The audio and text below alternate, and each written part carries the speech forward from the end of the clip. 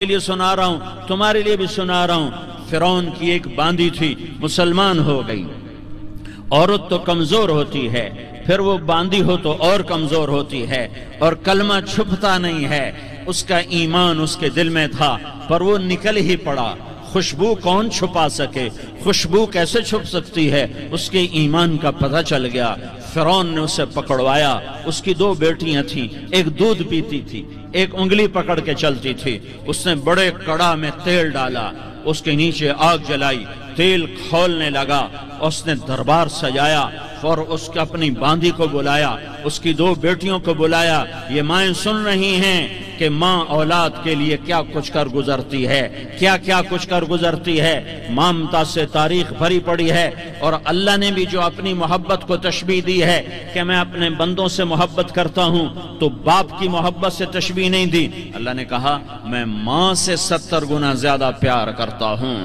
اس نے کہا فرعون نے کہا اگر تو موسیٰ کے رب پہ ایمان لائی تو تیری دونوں بیٹیوں کو جلا دوں گا اس تیل کے اندر، اور تجھے بھی جلا دوں گا اس تیل کے اندر۔ ہاں لوگ سمجھتے ہیں موت بہت بڑی سزا ہے۔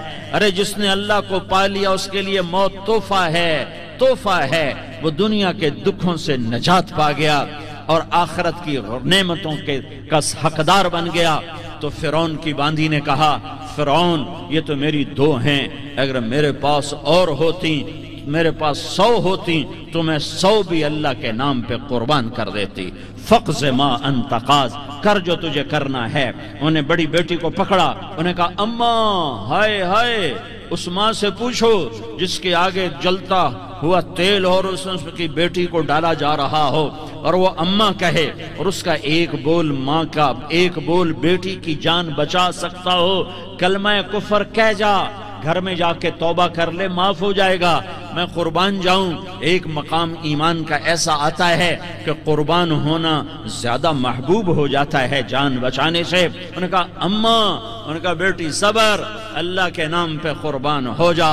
ادھر آ ستمگر، ہنر آزمائیں تو تیر آزما، ہم جگر آزمائیں نہ کر لبوں کو سی، عشق ہے دل لگی نہیں، سینے پہ تیر کھائے جا، آگے قدم بڑھائے جا، یا زبان حال سے کہہ دے کہ ہاں ستائے جا۔ ہاں عشق کی آگ ایسے ہی بھڑکتی ہے، شمع ایسے ہی فروزاں ہوتی ہیں، یہ کمکمے تو بجھ جاتے ہیں، لیکن یہ ایمان والے جو شمع جلا گئے یہ آج تک روشن ہیں، جن کی روشنی میں چلنے والوں کو راستہ مل رہا ہے۔ انہیں بڑی بچی کو پکڑا، ٹانگوں سے پکڑ کے یوں ڈالا، وہ ہائے کرتی گئی اور وہ چٹک گئی اور وہ جل گئی اور وہ بھن گئی مچھلی کی طرح، تلی گئی مچھلی کی طرح۔ ماں ہے، اس کا کلیجہ پھٹ گیا، لیکن آنکھوں سے آنسو کا ایک قطرہ نہیں نکلا۔ صبر دیکھنا ہو تو اسے دیکھو، صبر پڑھنے سے نہیں آتا، اسے دیکھو ایک قطرہ نہیں نکلا۔ تو اس نے کلیجہ پھٹ گیا، تو اللہ نے ماں کی آنکھوں سے پردہ ہٹایا اور اس نے دیکھا اپنی بیٹی کی روح کو نکلتے ہوئے۔ بیٹی کہہ رہی اماں صبر کرو، ابھی جنت میں اکٹھے ہو جائیں گے۔ پھر انہیں چھوٹی بچی کو پکڑا، دودھ پیتی، جسے پتہ بھی نہیں میرے ساتھ کیا ہونے والا ہے، اس کی تو آہ بھی نہ نکل سکی، اور اسے انہوں نے تیل میں ڈال دیا اور وہ جل کے کوئلہ ہو گئی۔ ماں کی آنکھوں سے پردہ ہٹایا، اللہ نے ماں نے بچی کی روح کو نکلتے دیکھا کہ اماں صبر ابھی اکٹھے ہو جائیں گے۔ پھر جب اس کو پکڑنے لگے تو اس نے کہا فرعون میری ایک خواہش پوری کرو گے؟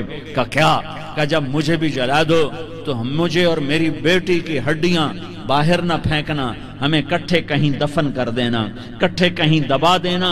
فرعون نے کہا ہاں تمہاری یہ خواہش پوری کر دی جائے گی۔ ہاں دنیا میں اللہ فرعونوں کو مہلت دیتا چلا آیا، لیکن فرعونوں کو مار کے دکھایا، نمرودوں کو مہلت دیتا چلا آیا، پھر نمرودوں کو مار کے دکھایا، قارونوں کو مہلت دی، پھر قارونوں کو مار کے دکھایا، پھر جنت اور جہنم کا نظام بنایا، پھر ایک دن مجھے بھی کھڑا کرے گا اور تمہیں بھی کھڑا کرے گا، پھر ایک طبقہ جنت کا حقدار بنے گا، ایک طبقہ آگ کا حقدار بنے گا۔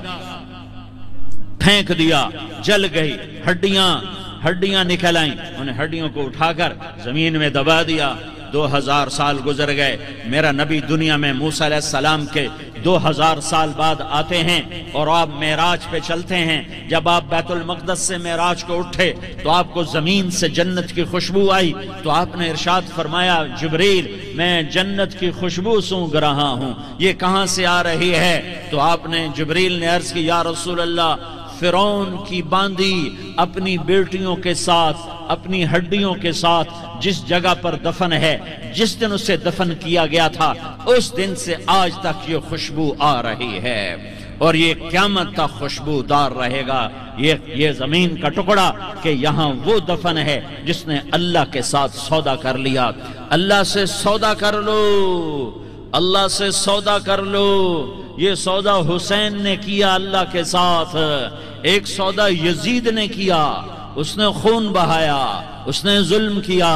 ارے ظالم کبھی ہرا نہیں ہوتا اور مظلوم کبھی خشک نہیں ہوتا، ظالم پہ کبھی بہار نہیں آتی اور مظلوم پہ کبھی خزاں نہیں آتی۔ اللہ ظالم کو مہلت ضرور دیتا ہے، لیکن ایک دن ہے جب اللہ جنت کو سجائے گا اور جہنم کو بھڑکائے گا اور ترازو کو لٹکائے گا اور پل صراط کو قائم کرے گا اور اپنے عرش کو لائے گا اور خود فرشتوں کو بلائے گا، پھر طارق جمیل کو قبر سے اٹھائے گا، سردار عزیر کو قبر سے اٹھائے گا، زید عمر بکر کو قبر سے اٹھائے گا، پھر مجھ سے سوال کرے گا میں نے تمہیں دنیا میں عزت دی، مال دیا، بتا آج میرے لیے کیا کر کے لایا ہے؟ بولو آج کیا کر کے لائے ہو؟ یا اللہ کی قیامت سے ٹکر لے جاؤ، یا اللہ کی جہنم کو پانی سے بجھا دو، یا اللہ کی جنت کو آگ لگا دو، یا قبر میں جانے سے انکار کر دو، یا موت سے لڑنے کی طاقت دکھا دو، یا یہ طرز زندگی چھوڑو جس نے ہمیں ہلاک کر دیا، اللہ کے سامنے رسوا کر دیا۔ موت ہے، جنت ہے، جہنم ہے، آخرت ہے، اللہ ہے، رسالت ہے، محمد مصطفیٰ کی ہستی ہے جو تمہارے لیے پس گیا، لٹ گیا، دان توڑوائے، خون ہوا۔ جاؤ چلو میرے ساتھ، میں تمہیں طائف کے پہاڑوں میں لے جاؤں اور میں تمہیں وہاں کھڑ کے سوال کروں، کاش طائف کے پہاڑوں کی زبان ہوتی تو وہ سب سے پہلے تمہیں لان تان کرتا۔ ارے تمہیں شرم نہ آئی کہ تمہارا نبی تمہارے لیے خون و خون ہو گیا؟ اس کے 2